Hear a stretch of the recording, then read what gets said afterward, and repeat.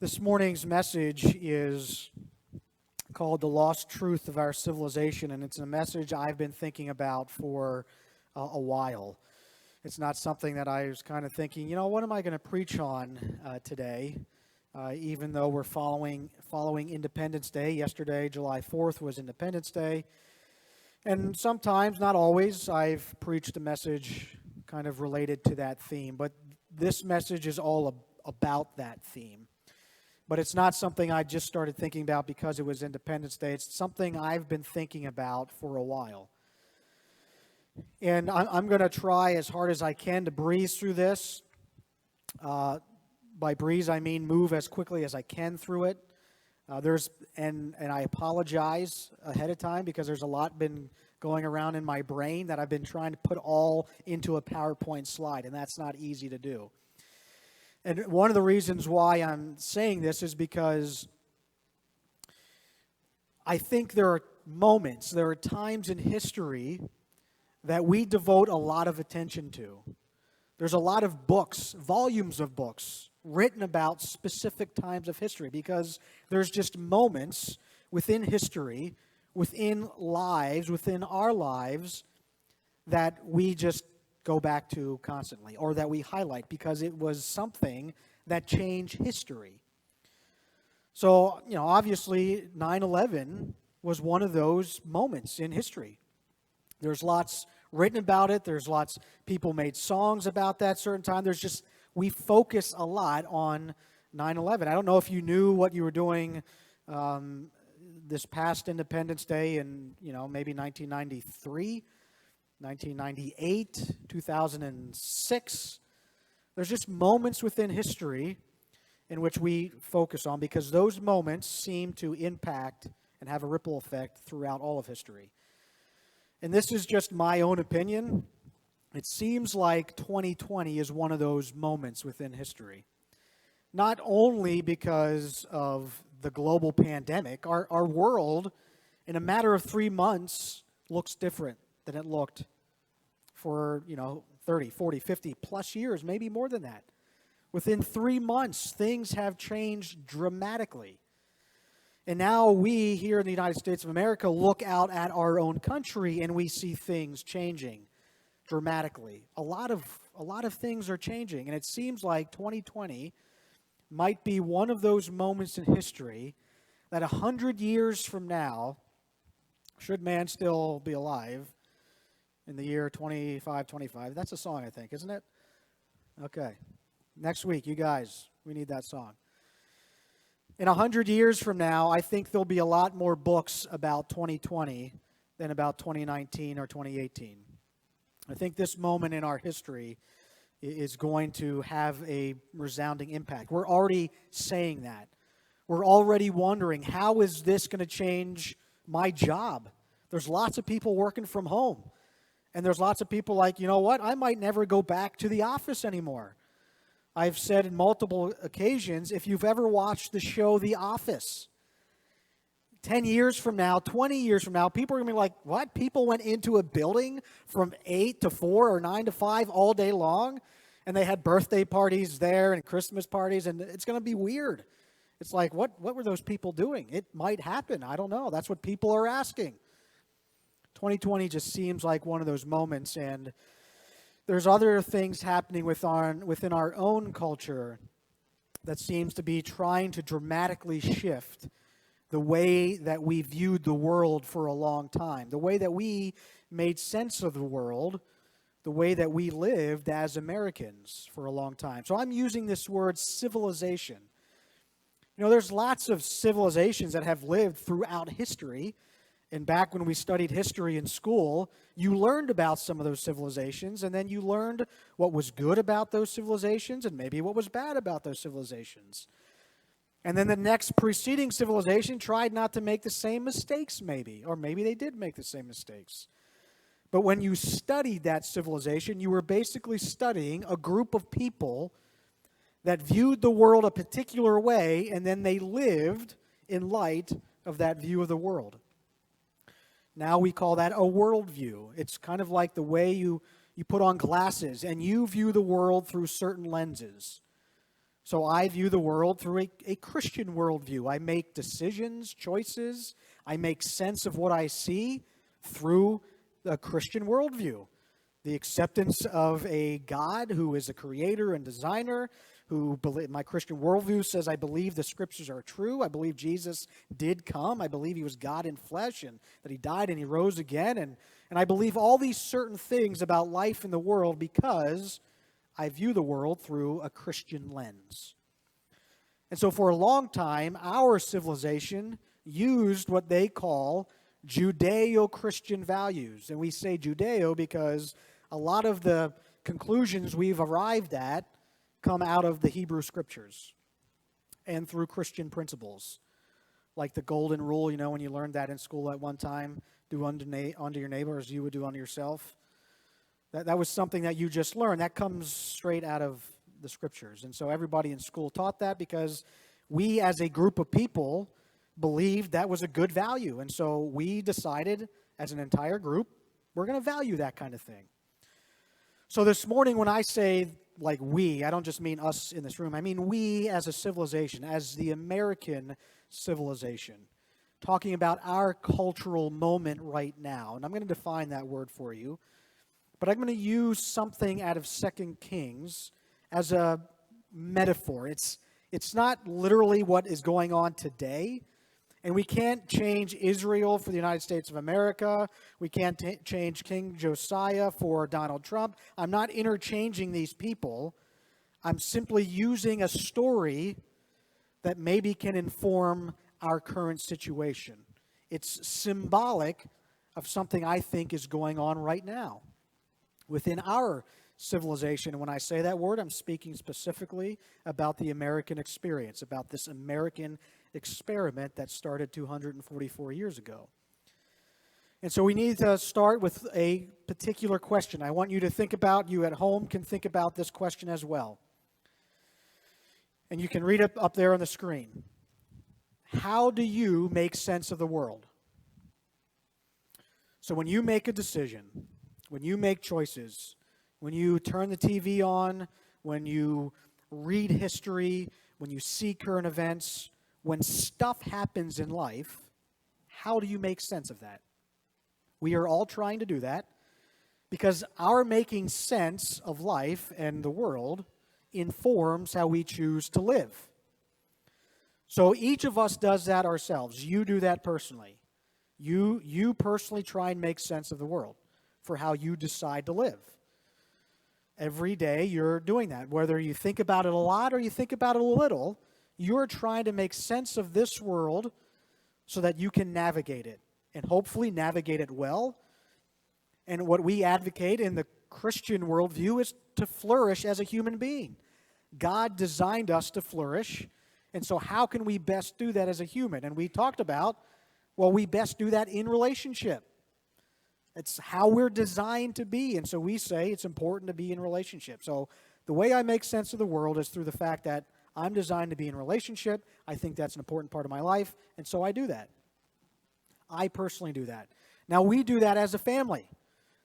And you had to do that too. Your parents did that for you. If you're raising kids now, you're doing that for your kids. You are helping them make sense of the world. Mommy, Daddy, why does this happen? Why does that happen? Why did that just do that? Why is this going on? And you're trying to explain it so they can make sense of it. Because at 6, they're only going to make sense of it so much. And when they're 16, it's going to be a little bit different. When they're 26, it's different. And then when they're 36, it's different. I mean, it goes down the line. We're trying to help them make sense of the world now so that when they get older, they can navigate this thing we call life and make sense of it themselves. Your parents did that for you, and you did it for your kids, whether you realized it or not. The way that my parents made sense of the world has impacted and influenced the way that I do. And so I decided, and I felt called to ministry, and I said, this makes so much sense, the Christian experience and the way that God describes the world, that I'm going to devote my life to telling all of you about it and helping other people come to know this Jesus so that they can change their lives too. That is me making sense of the world around me. I think the world makes sense better and we can navigate life better with Jesus in our lives. And because that makes so much sense to me, I said, I'm going to do that the rest of my life. Now, that's something that I did, and that's something that my family is choosing to do. And so my kids are going to make sense of the world in light of the Scriptures, in light of what God has done, in light of the fact that Jesus has come. Now, we do that in even larger scales as a community, us together. You're here because in some way, shape, or form, you think whatever is being preached out of here, I do this every single Sunday. I take this book, we call it the Bible, and I preach out of it. And we think in some way, shape, or form, that helps us make sense of our world and my current experience. I mean, that's the whole point. The application part is saying, okay, that's great that the Bible says that, but what does that mean in my life now? And my job, sometimes I do it better than others, is to help us figure that out. I'm trying to figure that out, and I'm going to ask you to come along on that journey in figuring that out. And we, as a group, as a community, are trying to make sense of the world together, and we're going to hold a certain set of ideals. We just sang about them. We believe in God the Father Almighty, His Son Jesus Christ, and the Holy Spirit. We are making sense of the world, including that category, into our decision-making, our choices, the way we raise our families, the way that I interact with people, how I behave at my job, whether or not I cheat on my taxes or this test. All of that influences and impacts the way we live. Okay, so now what if we're going to not just take a collection of 100 people, 150 people, some of the bigger churches, 1,000 people, some churches overseas, 10,000 people. What if we're going to take 1 million people, 2 million, 3 million, 400, 100 million people? What if we're going to create an entire society? How is an entire group of people, a society, as big and as vast as the United States of America, going to make sense of the world? How do we do that? This is the word I want us to use in terms of culture. This is how we make sense of the world. Shared belief in values that drive the behavior of a group of people. So we're a group of people. Let's just call our civilization a group of people. And so the way that our group of people made sense of the world was how we are going to share certain beliefs and certain values. And we're going to say, you know what, let's agree to these certain things so that we can help make sense of this world so that we can flourish as human beings. And we're not going to just do that as Ted or Jess. We both do that, or our family, or just our community. We need to try and do that for an entire society. A shared belief and value system that drives the behavior of an entire group of people. This happens all over the world. It happens all throughout history. Every civilization decided this. Some civilizations were decided by one person, and that person said, we're all going to live this way. Oh, you don't like to live that way? See you later. Never heard from them again. We call those people dictators and tyrants. Some people and some civilizations say, we're just going to do whatever we want, and we're not going to listen to anybody. And we call that anarchy and chaos. You know how long it took to build the Roman civilization? 1,000 years. This thing we call Roman civilization that we still have things from. There are still Roman roads. If you go to foreign countries, roads that were built by the Romans. 1,000 plus years to build that civilization. Within about 200 years, it was gone. Broken apart, dismantled. It doesn't take long to change things. But this group of people said, we're going to have this value system, these beliefs, and that is going to shape how we do life. And we're all going to agree to it, and we're going to live that way. And that's kind of what happened on July 4th, 1776. This group of people, we call them representatives, representing another group of people, said, look, this is what we're going to do. This is how we're going to live. And so maybe it'd be good for us to look at other civilizations and people who came before us and said, well, how did they make sense of the world? How did they decide to live? How did they organize their life, their families, the things they did, the choices they made? How did they do that? We call that history. When we look at somebody else's lived experience and we see their life, we're trying to learn something from them, because we are really a blip on the timeline of history.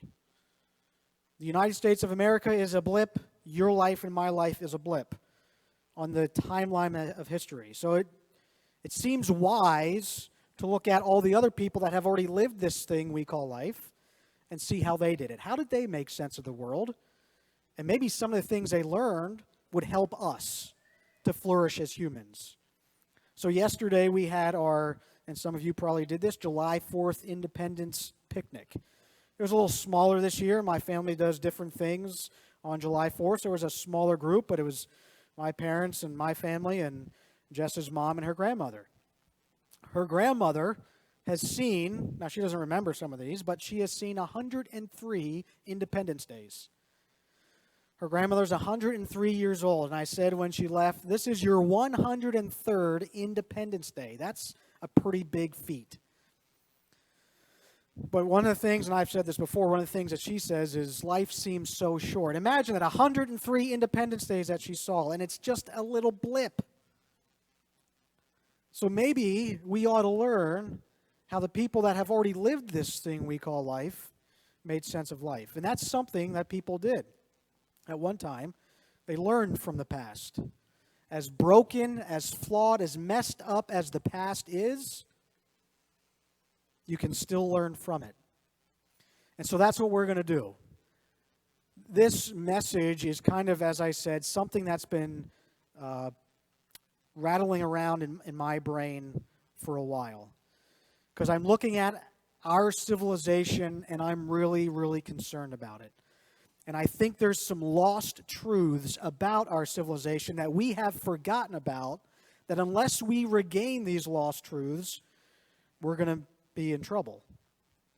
And it's lost truths that other people long before us discovered, realized, and put into a system that has lasted for 244 years and really has changed the course of history and has shaped the world that we live in right now.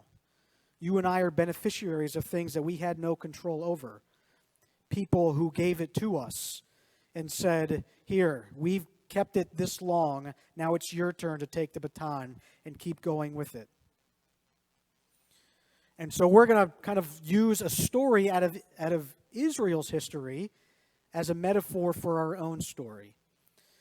There was a quote or a story about C.S. Lewis, who is a pretty famous Christian theologian and thinker and apologist. Wasn't always a Christian, had been an atheist before that. And when C.S. Lewis was kind of working through his own making sense of the world, whether or not to include God in that, as an atheist, God is not a part of it at all. And he's kind of working through this and saying maybe the world makes more sense with God in it. He's walking along with J.R.R. Tolkien. If you've ever watched or read Lord of the Rings series, those were written by Tolkien. He was an author. And they're walking along, and I'm paraphrasing here, and C.S. Lewis is basically saying, and you have to imagine a British accent. I can't do a British accent. And he's saying, Christianity is just another story people tell themselves to make sense of the world. Lots of civilizations have told each other stories and have told each other religious stories to try and make sense of the world. And Tolkien says to him, well, what if this story is the one true story, and the other stories are reflections of this one true story? And as a follower of Jesus, that's basically what I'm telling the world around me. I think this story being told is a reflection of this one true story, of how life makes the most sense, includes God. And Israel's history is trying to tell us a story about our own moment. I mean, that's why the scriptures are so powerful. Because their story can tell us something about our story. And I think it does. And I think it's symbolic of what's going on now. And unless we regain these truths of our civilization, of what people before us believed, and tried to create a belief in a value system that would drive an entire nation, unless we regain some of that, we're going to be in a lot of trouble. So to begin, you need a brief history of Israel. This is something Winston Churchill said: "A nation that forgets its past has no future." Civilization in Winston Churchill's day was hanging by a thread. There were people that made sense of the world that said, "We are the master race, and our Third Reich will reign for 1,000 years, and you can either get on board or we're going to roll right over you."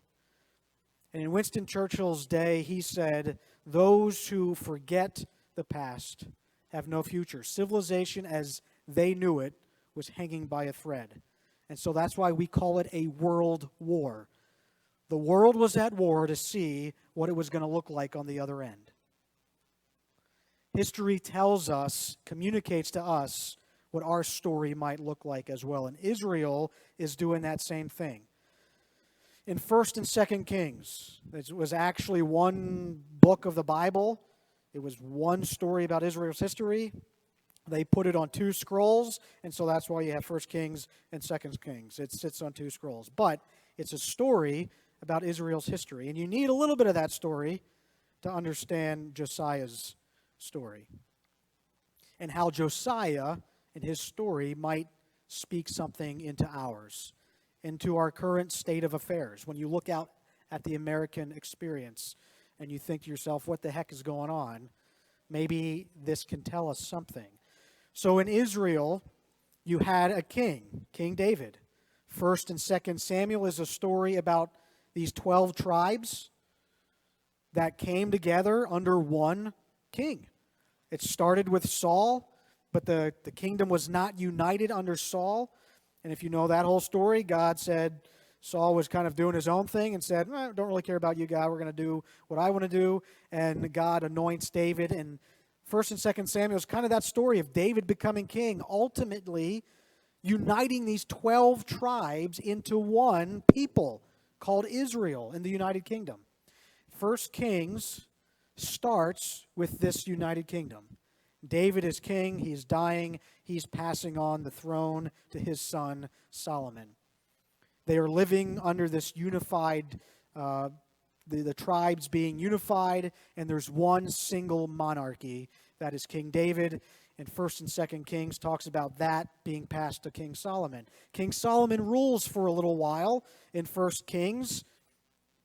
And if you remember something important about Solomon, he's the guy that built the temple, that said, "Hey, we're going to build this temple where God will dwell. Heaven and earth will meet in the temple. And that's God's dwelling place.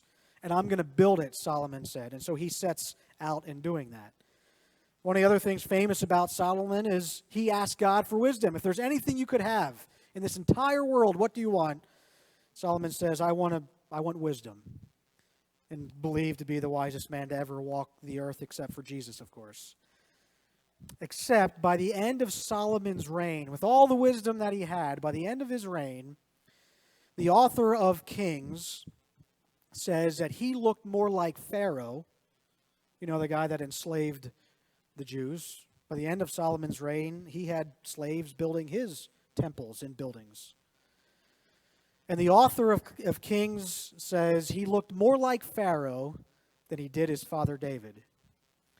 Because the author of Kings is trying to communicate a message to the people reading this story. He's not just writing it down for, hey, guess what? Oh, this is cool, this is happening, let's just write this stuff down. The author is writing this history so that Israel could learn something from it. And he based good kings off of bad kings on 3 different criteria on whether or not they followed God. They kept the covenant and they didn't worship other idols. And the author just based was he a good king or a bad king? He based all that off of that 3 criteria. The majority of those kings were bad kings.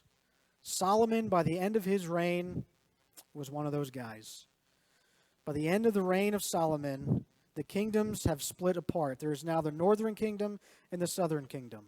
All that God was doing to take these 12 tribes, they're family. They're the 12 tribes of Israel. They are family. And unite them as one people. By the end of Solomon's reign, they are separated. The northern kingdom and the southern kingdom. and there is nothing but chaos taking place in Israel. 1st and 2nd Kings follows that story. 22 kings in the northern kingdom, 12 kings in the southern kingdom, or 8 were good out of 12-ish kings in the southern kingdom, and he follows them all, and no king in the northern kingdom was a good king. They all walked away from what God had set up with Abraham, Jacob, and Moses, and only a handful did what was right in the Lord's eyes in the southern kingdom. So we're getting now closer to this story of Josiah. The kingdoms are separated. Things are falling apart. It is not good. People are turning on the television and they're like, what in the world is going on? They didn't have TV. Just seeing if you know history or not. TV wasn't around then. They're looking at their world. They can't make sense of it. It is whoever has the most power rules. This king kills that king kills that king. It is nothing but chaos. There is nothing like human flourishing taking place. And we fast forward into 2 Kings chapter 21, and we have this guy named Manasseh. Manasseh ruled over the southern kingdom, and they basically had to come up with a new definition for wickedness for this guy. He was so wicked, the definition that they had for wickedness didn't fit, so they had to come up with a new one because of how horrible this guy was. It's believed because of archaeological finds, it's believed that he possibly even instituted child sacrifice into the worship. He built gods inside the temple, the place where God dwelled, the place where heaven and earth met. He built gods inside of there. All the other pagan gods, he erected statues to all them, and he basically, if God said go this way, he was going as fast as he could the other way. So for 55 years, that's what they've experienced, is what his reign is believed to have had. He is dead, he dies, killed, and his son takes over, Ammon. That's in 2 Kings chapter 21, verse 19. He only lasts about 2 years before he's killed. There's a coup. They kill him. And now King Josiah comes. This is the mess this 8-year-old boy becomes king as a part of. 1 Kings chapter 22, we find the story of Josiah. And I'm just going to read a little bit of it for you. So all that synopsis, all that history is in 1st and 2nd Kings, is in 1st and 2nd Chronicles, and you can read all about it. And the author of that book is trying to tell us something about our own experience, or at least the readers of his day. And I would contend the readers of our day of the Scriptures are trying to tell us something about history. He's speaking specifically to Israel and their history, but I think it's a metaphor for us. This is the world that this 8-year-old boy becomes king in. It's a mess. If you thought our world was bad, it's a mess here. But he discovers something that changes the course of Israel's history for a time. Doesn't change it forever, but it changes Israel's history for a time. Josiah was 8 years old, verse 1 of chapter 22 in 2 Kings. Remember, this is still a BYOB church. Bring your own Bible. Bring your own Bible to church. They're not in the pews. You got to bring your own if you're going to follow along. I encourage you to do that.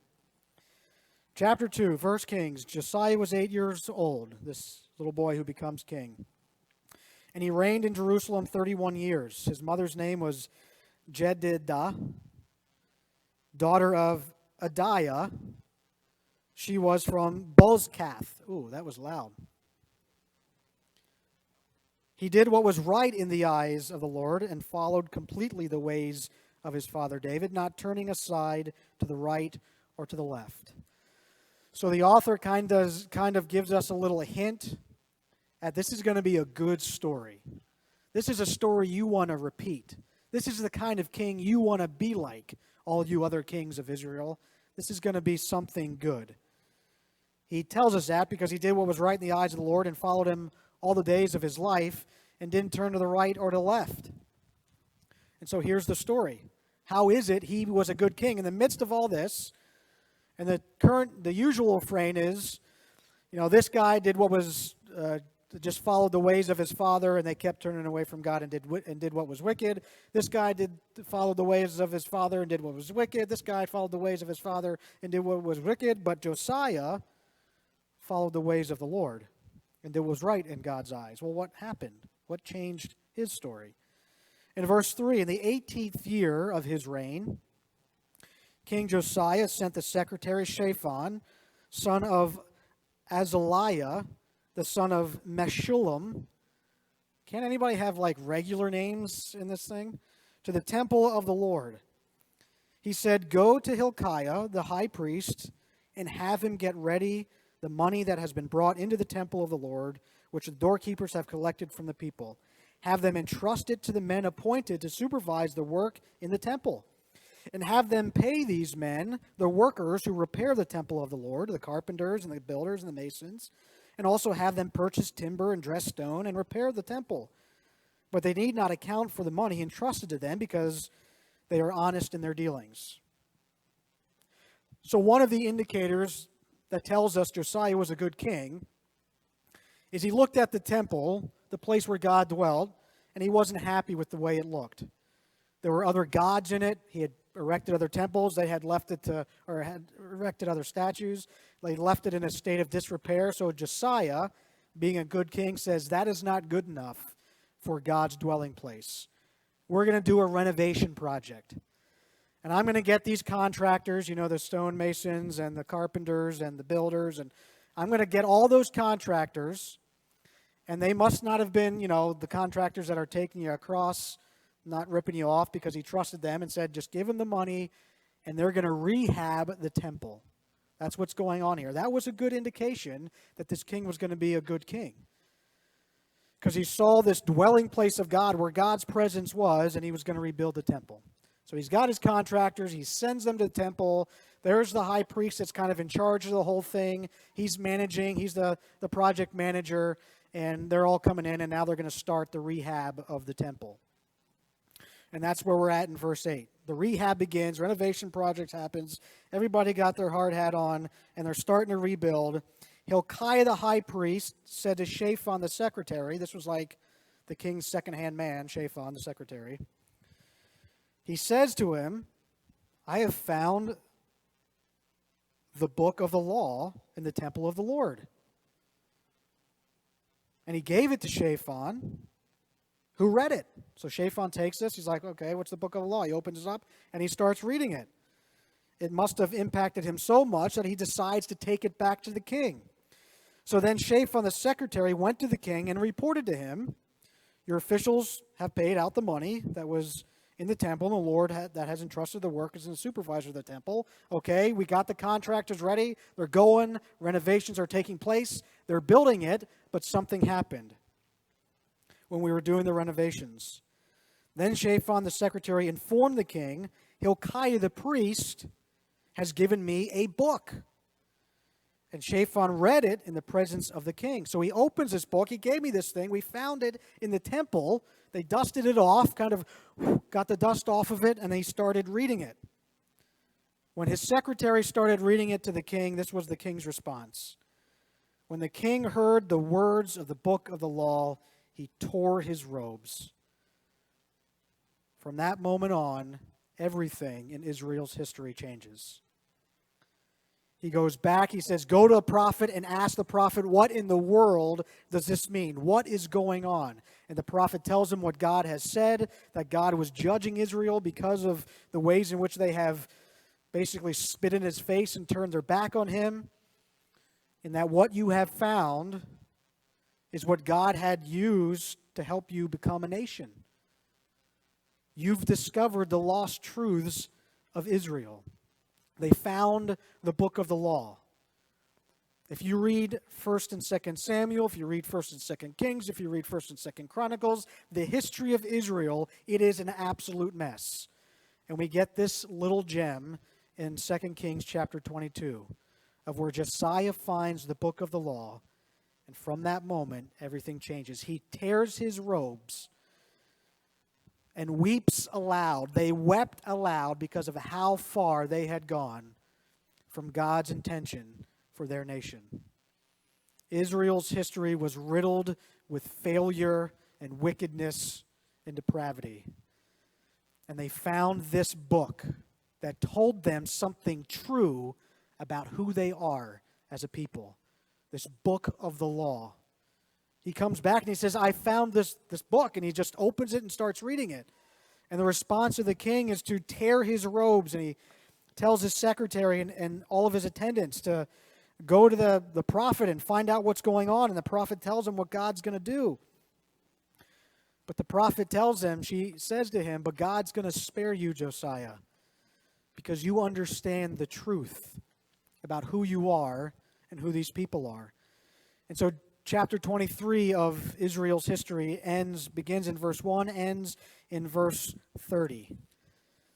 It's all about what Josiah does when he institutes all these reforms. For the first time since Joshua chapter 5, they observe the Passover. Remember I said when we were going through John, if you were going to go to 3 different festivals in Israel, the number one, like if you couldn't make any of the festivals, I don't feel like going. If you couldn't make any of them, you made one, and that was Passover. I mean, it's when God saved them out of Egypt. These people have not observed this ritual, this ceremony, this rite since Joshua chapter 5. They had forgotten who they were and what God had done in their lives. He opens up the book of the law, and he is completely broken. He institutes all these reforms. He gathers all the people, and he opens up the book, and he says, you sit here, and you read this, and nobody's leaving until we're done. And he read the whole book, and they renewed their covenant with God. They pledged themselves to this covenant. It says in verse 3 of 2 Kings chapter 23. The rehab project uncovered something that was lost in their civilization. Most scholars believe it was the Pentateuch. That's the first 5 books of the Bible. That's what is called the Torah. The laws of Moses. It's what the Jews had defined their entire identity off of. Those first 5 books of the Bible. It's where God makes them a people and a nation. And he gives them the book of Deuteronomy. If it's not the first 5 books of the Bible, scholars believe it's at least the book of Deuteronomy. And if you read the book of Deuteronomy, it's the book that Moses writes right before they enter the promised land. And it says, this is what's going to make you a nation. This is what's going to make you who you are. Remember this. And the greatest commandment in all of Scripture, at least that's what Jesus said, the greatest commandment in all of Scripture is found in Deuteronomy chapter 6. To love the Lord your God with all your heart, mind, soul, and strength. That is the book they discovered. When Josiah the king discovered this lost truth of their civilization. Why are we killing each other? Why are we doing what we're doing? Everything changed because they discovered that truth. They basically discovered the Hebrew Scriptures and what made them them. Their value system, their belief as a people, and how they made sense of the world. And how they fit into this great big world. That is what they discovered. That is what they had lost. And that changed everything for them. Now, as I said, this story doesn't just fit literally into our current culture. We are far removed from the culture of the ancient Near Eastern world, from the language, from the people, from everything they experienced. But I think there are some truths about civilization that transcend time and space, culture, and people. And I think it's those truths of civilization that our founders discovered and enabled you and I to experience what we experience for these last 244 years. The reality is, what you experience in this country is not experienced all over this world. If you read any history, you know that. And I traveled to those worlds. And it's not the same. And I can tell you this, I am glad when my feet land back on this soil. It's just different. Doesn't make us better than other people. but I experience life in a way that I think others should experience life. Human flourishing is possible here because of certain truths about civilization that is not possible in other countries to this day.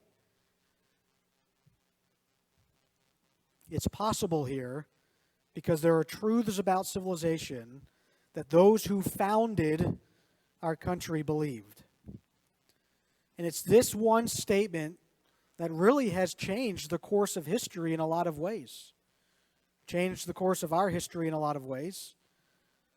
And it's a statement that lots of other people in other countries quote all the time when they think about what it means to be free, what it means to flourish as humans. I hope this statement is familiar to you. You can read it up there for yourselves. I hope you know where this comes from. Just so at least I know one of you knows. And if you're at home, you can yell it, and I'll try and hear it through the screen. Does anybody know where you can find this statement?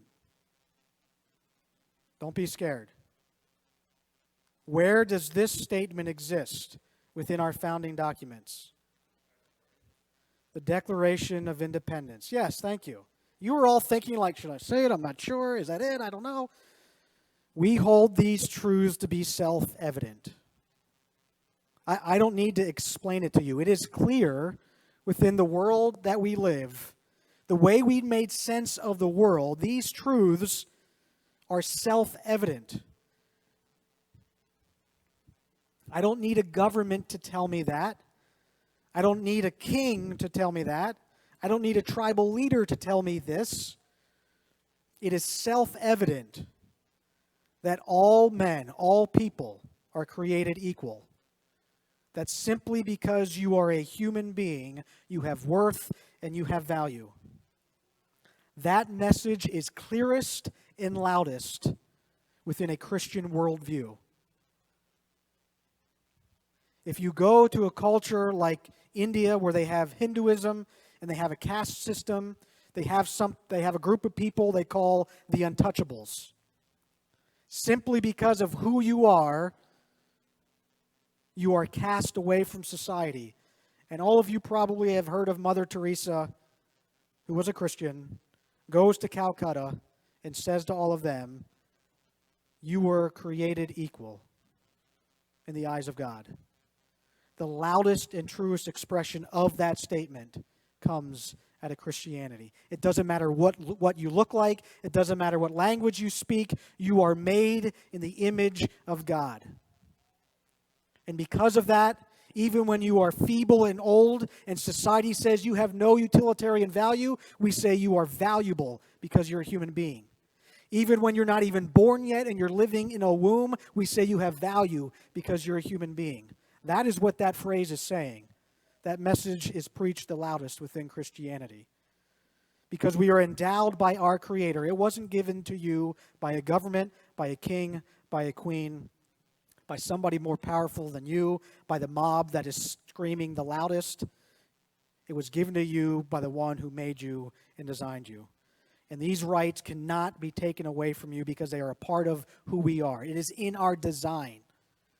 That phrase changed the world.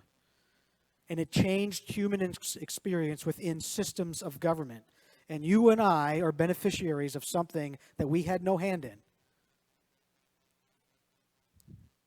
Now, it's believed that Thomas Jefferson wrote these words. There was a committee about 5 people. John Adams was a part of that committee. But there was about a committee of 5 people. Now, lots of scholars believe that Thomas Jefferson, if we would use terminology of our day, he would not be an evangelical Christian. It's just through his writings, through the things that he said, he would not be an evangelical Christian. The fact that Thomas Jefferson arrived at this truth doesn't change this from being true. The fact that a flawed individual like him could land on something that is true does not change the reality of that truth. There are lots of flawed people. I'm a flawed person trying to teach my children to make sense of the world. And if they said, well, Dad, you're not perfect, I'm not going to listen to you, then we might as well not listen to anybody. You don't have to be perfect to be good. You don't have to be perfect to be able to land on some truth. And this line was what this country has wrestled with most of our existence. Lots of countries don't even entertain this line. They just said, we're up here, you're down there, and we're going to keep it that way. We have wrestled with this statement throughout our entire history, wrestling with it so much so that we were willing to kill brothers and fathers and uncles over this. Are all men created equal? Yes, they are.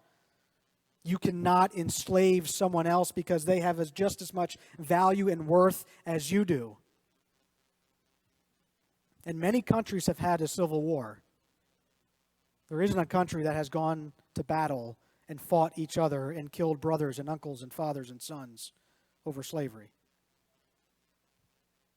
We said this line is true. It is in our design. This is a truth about reality and civilization. If we could live this out, we will experience something that is different than most of the world has experienced in their entire lives. And on July 4th, 1776, when we recognized our independence, we said, that's true. We want to build our civilization off of this.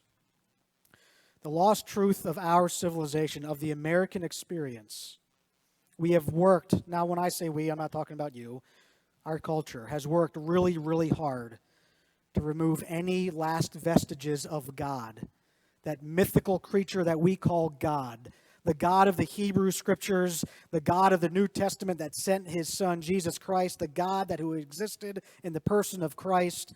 We have worked really hard to get Him out of everything. And yet our whole system is based on a belief that God is real. Our whole system is based on a belief that there are certain truths about civilization, about the world, about reality, that if we can put them into an entire system, we will experience human flourishing that has not been experienced all over the world. That is what our founders believed. And many of them died trying to make this happen. And many others died to try and live this out in order to create a more perfect union. Because we know we are far from perfect. We are a bunch of flawed people. But if we can just have a system of values and shared beliefs and organize ourselves around them, maybe we can create something different. Let's call it an experiment. We'll call it the American experiment. The lost truth of our current situation is we have so devalued and removed God from even our vocabulary that to even just have something as benign as the Ten Commandments posted, plastered on a building, we've got to take it down. Like it's a bad thing to say, don't kill each other, don't lie to each other, don't commit adultery. Like it's a bad thing to say all that, but that needs to be removed. We're losing a truth about civilization. Much of what we see, much of our statuary is built upon a lot of these ideas derived from the Hebrew Scriptures and the Christian virtues, descending from Jesus Himself. You know, it does matter to me because I'm a pastor, and I'd love to see Thomas Jefferson sitting in my pew and worshiping with me on a Sunday. It doesn't change one bit for me the fact that Thomas Jefferson was a flawed sinner in need of redemption and grace, that he was able to pen these words and build a system off of it. I think these are amazing words that no other system of government has based their entire existence off of. So much so that we are willing to kill each other to live this creed out. I think it's a truth that we need to recover. There's dust all over it, and we need to do some rehabbing in our own lives and discover some truths about our civilization. Here are three key truths that I think is discernible through the Scriptures. I think through the founding of our country, derived truth about civilization as a result of a Judeo-Christian worldview, regardless of whether or not they lived it out perfectly, regardless of whether or not they had a lot of skeletons in the closet. It doesn't change the truth about what it means for civilization.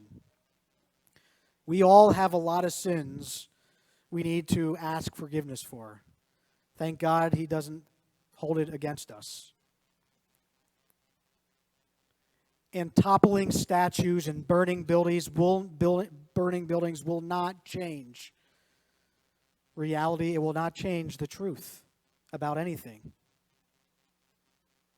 It will only cause us to further get away from how civilizations flourish.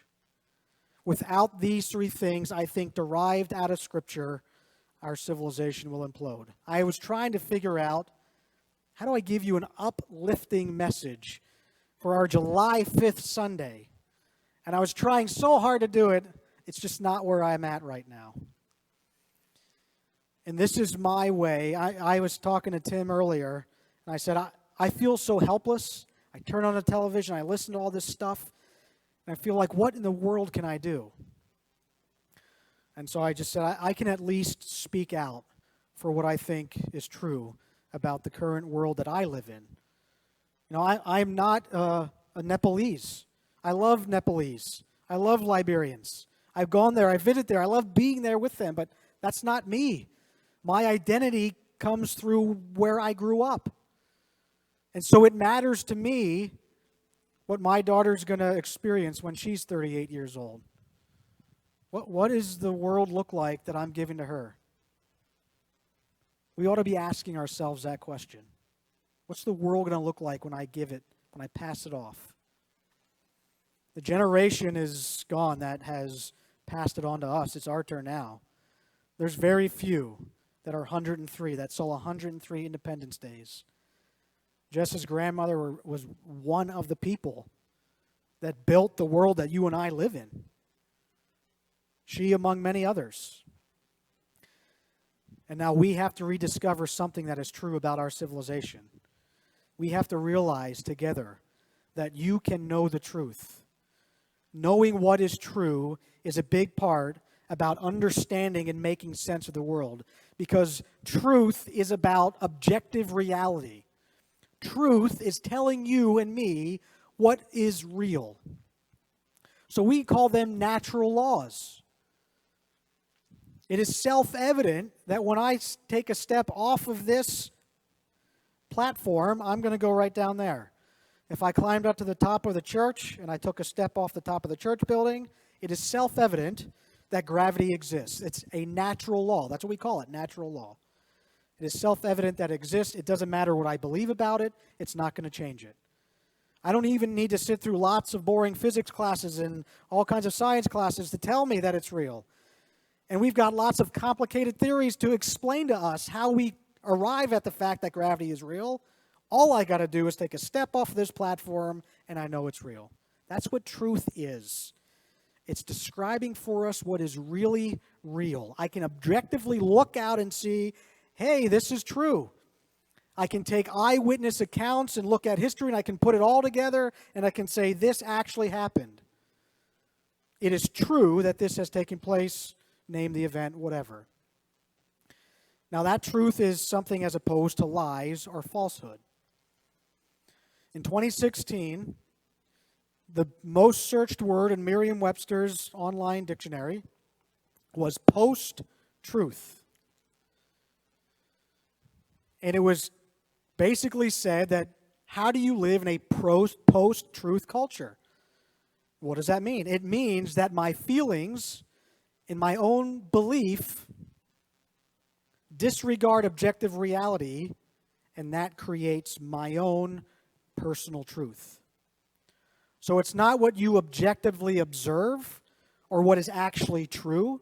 When 6 eyewitnesses tell you something, it's how you feel about that thing, and it's what you believe. And so public opinion is now shaped on how you feel and your own personal belief, not based on what is true. In fact, there's many people that don't think you can actually know truth. There is no truth, so you have to create your own.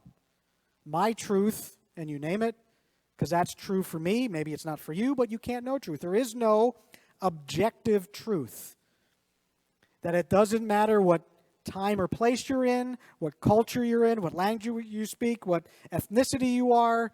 There's no overarching story. There's no overarching truth. We have worked really hard in our civilization to say that that is our reality. And as hard as we work at reality, it could care less whether or not it offends you. It could care less whether or not you agree with it. That is what is true about reality. That is what we have completely disregarded. It is more comfortable to believe a lie than the truth. The other situation that we have found ourselves in, the lost truth of our civilization, is we used to say there is something that is morally good.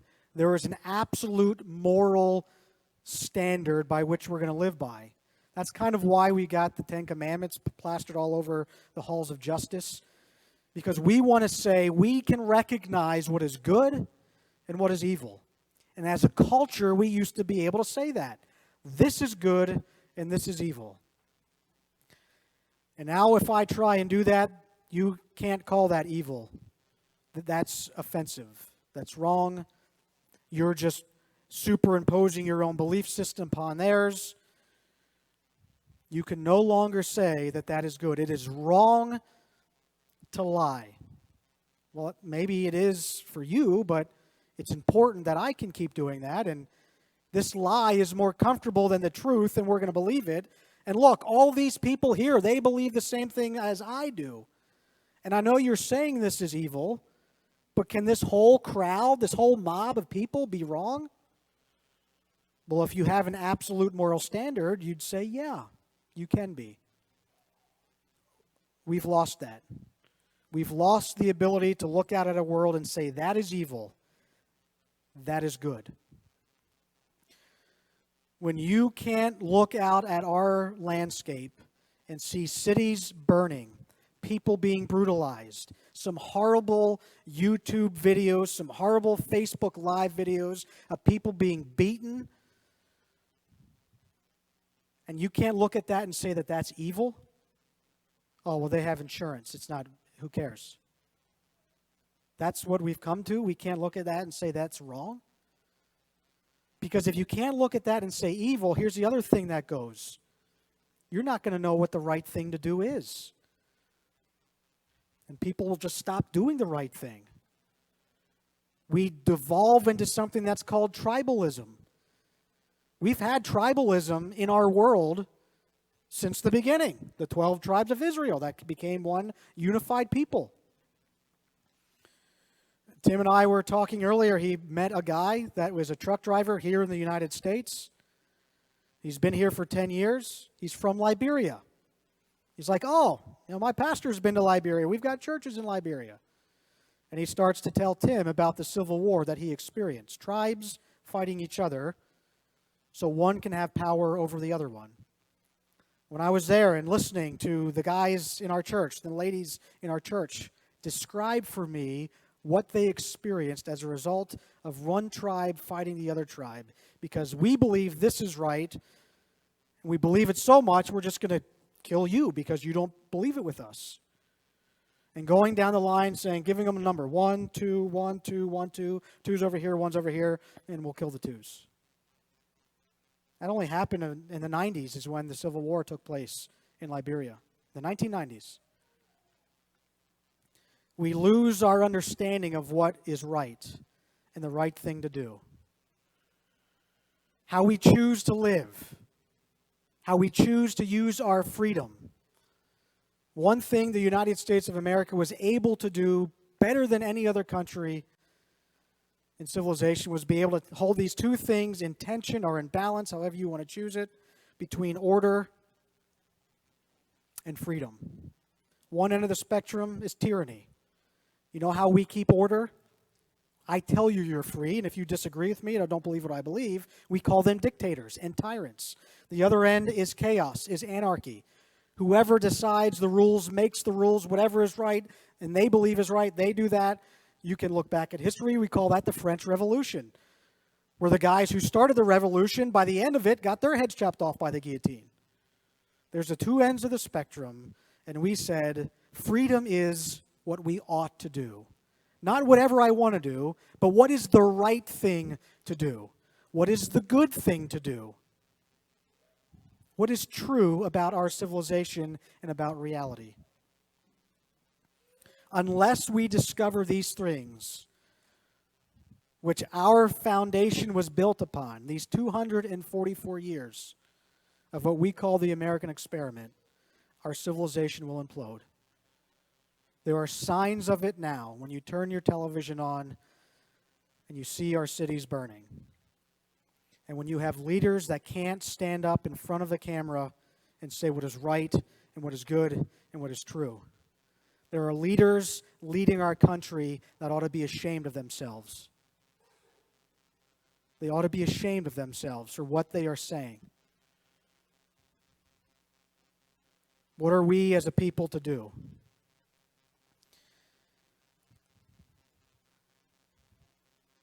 I have been wrestling with this for weeks.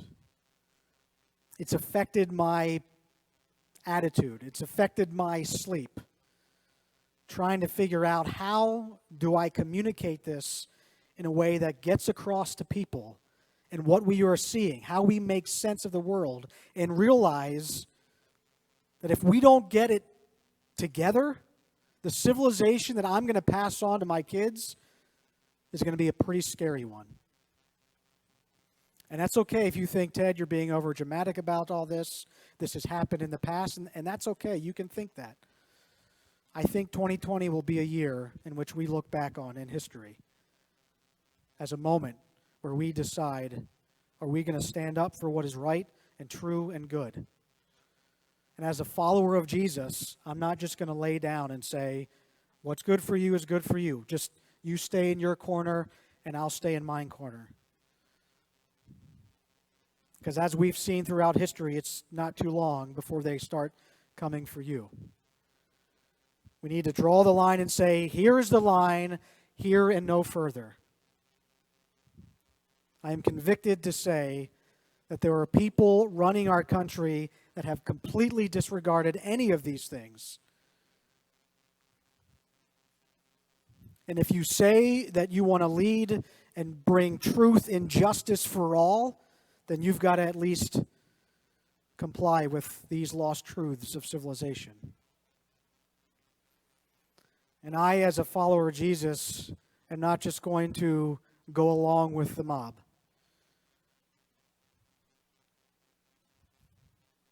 And I'm broken over what I see in our country.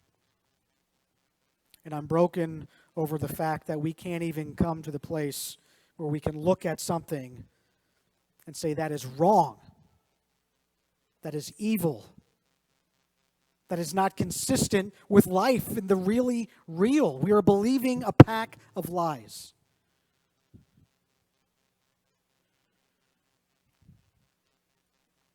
Good people, not perfect people, good people have to be willing to take a stand and say, I can define what is right and true and good. I can know the truth. I can look at something and say that is evil and it ought not to be done. We shouldn't do that to people.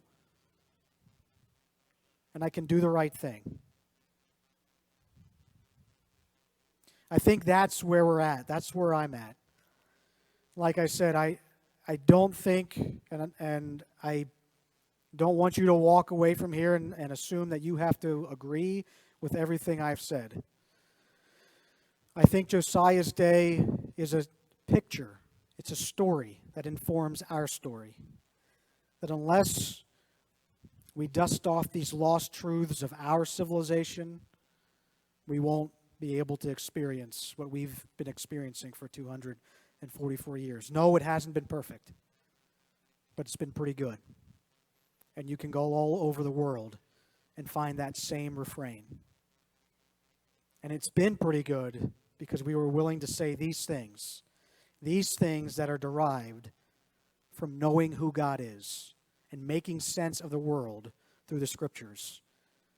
And if anybody else ought to stand up for that, it ought to be us as Christians to stand up for these things. Let's pray. Lord, thank you for the American story, as flawed and messed up and broken as it is. I'm thankful for the people that believed these things about reality, believed these things about civilization, and put them into an entire system. And we've inherited them, Lord. We've been benefactors of them. And unfortunately, we've kind of forgotten about them. God, I do pray for healing for this broken land. Lord, I pray that you would help us as followers of Jesus to be able to live out the truth, bear witness to the fact that you have done something in this world to make it right again. We, of anyone, ought to be the biggest evangelists of identifying truth and goodness and doing what is right, because that is pointing people directly to the person of Jesus Christ. God, may we stand on these foundational truths for another 244 years. God, may we be able to stand up for what is right and true and good. May we give to our children and to their children a place to live that allows human flourishing and that tells a great story about bringing people into freedom and liberty to experience life maybe as they've never experienced before. God, give us the strength of our convictions to stand firm on your truth. We pray it in Jesus' name. Amen.